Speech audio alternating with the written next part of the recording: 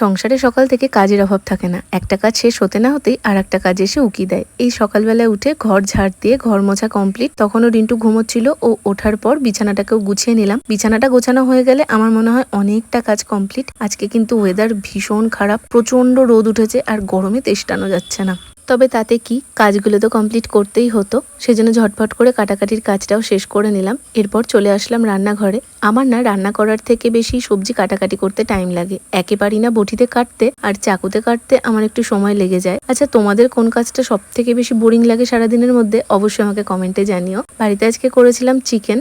নিজের মুখে নিজের প্রশংসা করতে নেই, তবে চিকেনটা আজকে সত্যি দুর্দান্ত হয়েছিল, আঙ্গুল চেটে খাওয়ার মতন। রান্না করার পর তো আর একদণ্ডও দাঁড়িয়ে থাকতে পারি না, মনে হয় কতক্ষণে স্নানে গিয়ে ঢুকবো। স্নান করে ফ্রেশ হয়ে এখানে একটু স্কিন কেয়ার করে নিলাম। কন্টিনিউ এই জেলটা ইউজ করার পর থেকে না আমি ফেসের মধ্যে অনেক চেঞ্জেস লক্ষ্য করেছি। তোমরা যদি চাও এটা সম্পর্কে ডিটেলসে জানতে অবশ্যই কমেন্টে জানিও।